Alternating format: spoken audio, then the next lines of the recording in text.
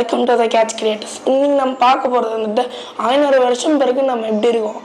நீங்களும் நானே இருக்க மாட்டோம், ஆனால் தொழில்நுட்பம் இருக்கும் இல்லையா, அதை பற்றி தான் நாம் இன்னைக்கு பார்க்க போகிறோம். வாங்க வீடியோக்குள்ளே பார்க்கலாம். லைக் பண்ணுங்கள், ஷேர் பண்ணுங்கள், மறக்காமல் பெற்று தட்டி விட்டுருங்க. மறக்காமல் எங்களுக்கு கொஞ்சம் சப்போர்ட் கொடுங்க. நம்மளோட ஆயுள் காலமே வந்துட்டு 65 to 75 அது வரைக்கும் தான் இருப்போம். ஆனால் நம்ம எப்போ இறப்போம் அதை பற்றி நம்மளால சொல்லவே முடியாது, எப்போ வேணாலும் போயிடுவோம். ஆனால் 500 வருஷம் பிறகு எப்படி இருப்போம், என்ன நடக்கும், அதை டைரெக்டாக சொல்லிடலாம் இல்லையா. அதை பற்றி தான் நாம் இன்னைக்கு பார்க்க போகிறோம். வாங்க வீடியோக்குள்ளே போகலாம். இப்போல்லாம் நிறைய டிராஃபிக் ஜாம் ஆகுது இல்லையா, இன்னும் 500 வருஷத்துல அதெல்லாம் ஆகாது. ஏன்னா ஹைடெக் ரோட்ஸ் இருக்கட்டும், அதெல்லாம் பறக்கும் கார்கள். கார் தரையில போய் பார்த்துருப்பீங்க, அந்த இடத்துல பறக்கிறத பார்த்துருக்கீங்களா? இன்னும் 500 வருஷத்துல அதுவும் நடக்கும். ஹைடெக் சாலைகள், ஓவர் பிரிட்ஜஸ், பிரிட்ஜுக்கு மேலே பிரிட்ஜு, அந்த மாதிரி அடுக்கிக்கிட்டே போகிற மாதிரிலாம் இருக்கும். அண்டர் கிரவுண்ட் பிரிட்ஜு, கடலுக்குள்ள பிரிட்ஜு போகிற மாதிரி இருக்கும், கடலுக்கு மேலேயும் பிரிட்ஜு போகிற மாதிரி இருக்கும். என்னடா இது ஓவர் கற்பனையாக இருக்குதுன்னு நினைக்காதீங்க. இப்போ காரை அந்த இடத்துலலாம் பறக்குன்னு சொல்கிறேன் அப்படின்னு நினச்சிடாதீங்க. யூஎஸ்ல வந்துட்டு இந்த மாதிரி ஒரு கார் வந்துட்டு சாம்பிளுக்காக மேட் பண்ணி வச்சுருக்காங்க. அதுவும் இல்லாமல் அது அந்த இடத்துல பறக்கிற மாதிரிலாம் ஒரு வீடியோஸ்லாம் சோஷியல் மீடியாவில் இருந்திருக்கு. 90ஸ்ல இருக்கிறவங்க கிட்டலாம் ஃபோன்ஸே இல்லை, ஆனால் இப்போ எல்லாருமே கிட்ட ஃபோன்ஸ் இருக்கு. இன்டர்நெட் வந்துட்டு அப்போ அவங்க கிட்ட இல்லை, ஆனால் இப்போ இன்டர்நெட்டு நம்ம கிட்ட இருக்கு. 5G மொபைலாக இருக்கட்டும், 4G மொபைலாக இருக்கட்டும், எல்லார்கிட்டையும் இருக்கு. அப்போல்லாம் வந்துட்டு ஏதோ நியூஸ் படிக்கணும்னா பேப்பரில் தான் படிக்கணும், இல்லைன்னா வந்துட்டு டிவியில் பார்க்கணும். ஆனால் அப்போல்லாம் டிவியே இருக்காது. இப்போ ஃபோனில் கூகுளில் போட்டாலே எல்லாமே வந்துடுது. அந்த அளவுக்கு டெக்னாலஜி வளரும் போது இன்னும் 500 வருஷத்துல இன்னும் பெரிய டெக்னாலஜிஸ் வளரும். அந்த காலகட்டத்தில் வந்துட்டு யூவி ரேஸ் வந்துட்டு ரொம்ப அதிகமாகவே தான் இருக்கும். ஸோ அதனால மனுஷனோட ஸ்கின்ல அது படும் போது ரொம்ப கருப்பாகவும் ரொம்ப சிவப்பாகவும் நம்ம ஸ்கின்னு மாறிடும். அப்போ இருக்கிற மனுஷங்களாம் எப்படி இருப்பாங்கன்னா ரொம்பவே ஹைட்டாகவும் அதுவும் இல்லாமல் ரொம்ப இன்டெலிஜென்ட்டாகவும் இருப்பாங்க. அதுக்கப்புறமா நிறைய இன்ஃபர்மேஷன், தகவல் அது எல்லாம் தெரிஞ்சுக்க போகுது. இவங்கெல்லாம் வந்துட்டு இவங்களோட பிரெயின் வந்துட்டு ரொம்ப ஃபாஸ்ட்டாக மூவ் ஆகும் அண்ட் ஷார்ப்பாக இருப்பாங்க ரொம்ப. இந்த யூவி ரேஸ் அதிகமாக இருக்கிறதுனால கடலோட மட்டம் அதிகமாகும். அதனால நிறைய நகரத்தில் வந்துட்டு உள்ள தண்ணி போந்து அந்த நகரம் வந்துட்டு மொத்தமாக காலி ஆகிடும். அதனால நம்ம அங்கே வாழ முடியாது. அதனால நம்ம வீனஸ்லேயோ அங்கே எதுனா அங்கே தான் வாழுவோமே.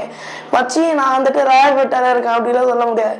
நான் வீனஸில் இருக்கேன், அங்கே இருக்கேன், இங்கே இருக்கேன் அப்படி தான் சொல்ல முடியும் போல் இன்னும் 500 வருஷத்தில்.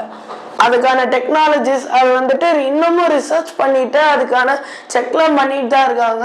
இந்த எலான் மாஸ்க் கூட இவர் இந்த மாதிரி தான் வந்துட்டு செக் பண்ணிட்டு இந்த மாதிரி சயின்ஸ்லாம் பார்த்துக்கிட்டு இருந்திருக்காரு. இப்போ நீங்கள் ஒரு இடத்துல வீடை வாங்குறீங்க இல்லைன்னா கட்டுறீங்க, சப்போஸ் அந்த இடத்துல மழை பெஞ்சு இல்லைன்னா தண்ணி உள்ள வந்து அந்த வீடு வந்துட்டு ஒரு மாதிரி தண்ணி ஆயிடும் இல்லையா. ஏன்னா பிரச்சனை இருந்து நம்ம இந்த இடத்துல வீடு வாங்கிடுவேன்னா அங்கே வாங்கியிருக்கலாம் இங்கே வாங்கியிருக்கலாம்னு யோசிக்கிறதுக்கு பதில் நீங்கள் வந்துட்டு 500 வருஷத்துக்கு பிறகு நீங்கள் உங்கள் வீடை கையிலேயே கொண்டு போய்க்கலாம். என்னடா அவன் சொல்கிறேன்னு நினைக்காதீங்க. அது பேர் தான் பாலிமார்ஃப். இந்த பாலிமார்ஃபை வச்சு நீங்கள் எந்த இடத்துல வேணாலும் எப்படி வேணாலும் வீடு கட்டிக்கலாம். உங்களுக்கு ஃபேஷனாக வேணும்னா வீடு கட்டிக்கலாம், நார்மலாக வேணும்னாலுமே அந்த மாதிரி பண்ணி வீடு கட்டிக்கலாம். ரொம்ப டிஃப்ரெண்ட்டான திங்காக இருக்கும் இது ரொம்ப ஆடஸ்டாகவும் ரொம்ப கஷ்டமாகவும் இருக்கும். ஏன்னா இது 500 வருஷத்துக்கு பிறகு நம்ம வெவ்வேறு நாட்டில் வெவ்வேறு மொழி யூஸ் பண்ணக்கூடாது, ஒரே மொழியை தான் யூஸ் பண்ணணும். அதை வந்துட்டு தமிழாக தான் இருக்கணும்னு எல்லாருமே ப்ரே பண்ணிக்கணும். இப்போ இருக்கிற குழந்தைங்களா அங்கே போகலாமா இங்கே போகலாமா ஹோட்டலுக்கு போகலாமா அப்படின்னு தான் கேட்பாங்க. ஆனால் 500 வருஷத்துக்கு அப்புறமா இருக்கிற குழந்தைங்க வந்துட்டு வீனஸ் போகலாமா மார்ஸ் போகலாமா அப்படின்னு சொல்லுவாங்க. கிரகம் விட்டு கிரகம் போகலாம்.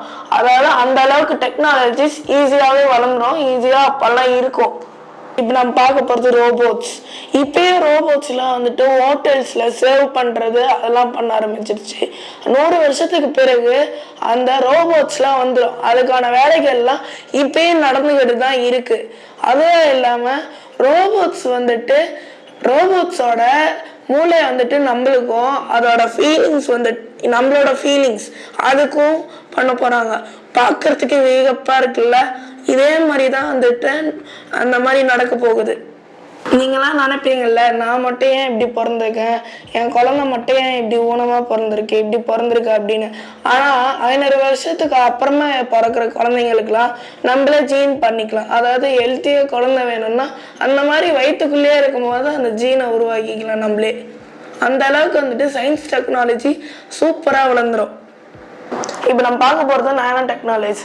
இது வந்துட்டு மனித இனத்துக்கே வந்துட்டு ஒரு முக்கியமான விஷயம். ஏன்னு நான் சொல்கிறேன்னா, இது வந்துட்டு உடம்புக்கு எதனா ஆபத்து, எதனா டிசீஸ் அந்த மாதிரி எதனா இருந்ததுன்னா இது ஒரு மினாண்டத்துலேயே சரி பண்ணிடும். அதுவும் எல்லாமே இது காற்றை சுத்தப்படுத்தும், தண்ணியை சுத்தப்படுத்தும், நிறைய இண்டஸ்ட்ரிக்கும் யூஸ் ஆகும். டைனோசர்ஸ் எப்படி அழிஞ்சதுன்னு யாராலையும் சொல்ல முடியல. ஏன்னா அது வந்துட்டு ஒரு இயற்கை மரபுனால்தான் வந்துட்டு அது எல்லாமே அழிஞ்சுது அப்படின்னு இப்போ ஒரு சில பேர் சொல்லுவாங்க. இதே மாதிரி மனிதர்களும் நடக்கும். அப்போ நடக்கும்போது வந்துட்டு நீங்களும் நானும் இருக்க போகிறது கிடையாது. ஏன்னா காற்று மாசுபடுது, முக்கியமாக வந்துட்டு நிறைய புகைகள்லாம் இந்த வானத்திலாம் அங்கெல்லாம் கலக்குது. இன்னொரு நாட்டுக்கும் போர், அதுக்கப்புறமா நிறைய வைரஸ், அதுவும் இல்லாமல் சுனாமி, இந்த எர்த்குவாக்கு இதெல்லாம் வந்துட்டு 500 வருஷத்துக்கு பிறகு வந்துட்டு கண்டிப்பாக நடக்கும். இந்த இயற்கை சீற்றங்கள்லாம் அப்பெல்லாம் நிறைய நடக்கும். அதுவும் இல்லாமல் வித்தியாசமான ஒரு சில விஷயங்கள்லாம் இயற்கை சீற்றங்கள் அதெல்லாம் வரலாம். இந்த பில்டிங்ஸ்லாம் கட்டுறாங்க இல்லையா, அதெல்லாம் இன்ஃப்ராலாம் பண்ணிட்டு இருக்காங்க. வேர்ல்டுலேயே பெரிய பில்டிங் வந்துட்டு அந்த புர்ஜ் கலிஃபா மட்டும்தான். ஆனால் இல்லை, ஜடா டவர்ஸ்னு வந்துட்டு இப்போ புதுசாக ஒன்று கட்டிட்டாங்க. அதுதான் வந்துட்டு புர்ஜ் கலிஃபாவோட இது ரொம்பவே பெருசாக இருக்கும். அதுவும் எல்லாமே இதே மாதிரி 1000 அடி, 300 அடி, 4000 அடி அந்த மாதிரி பெரிய பில்டிங்கும் எல்லா பில்டிங்கும் டிஃபீட் பண்ணிட்டு போகிற மாதிரி வர காலகட்டத்தில் எல்லா பில்டிங்குமே பெருசாக இருக்கும். இந்த உடற்பயிற்சியா இருக்கட்டும், இந்த சாப்பாடு கட்டுப்பாடா இருக்கட்டும், என்ன பண்ணாலுமே உங்களால 100 வயசு வரைக்கும் வாழ முடியாது. ஆனா உங்களால 500 வருஷத்துக்கு அப்புறமா நீங்க வாழலாம் 100 வயசு வரைக்கும். என்னடா சொல்ற, இன்ட்ரெஸ்டிங்கா இருக்கா? அதுதான்.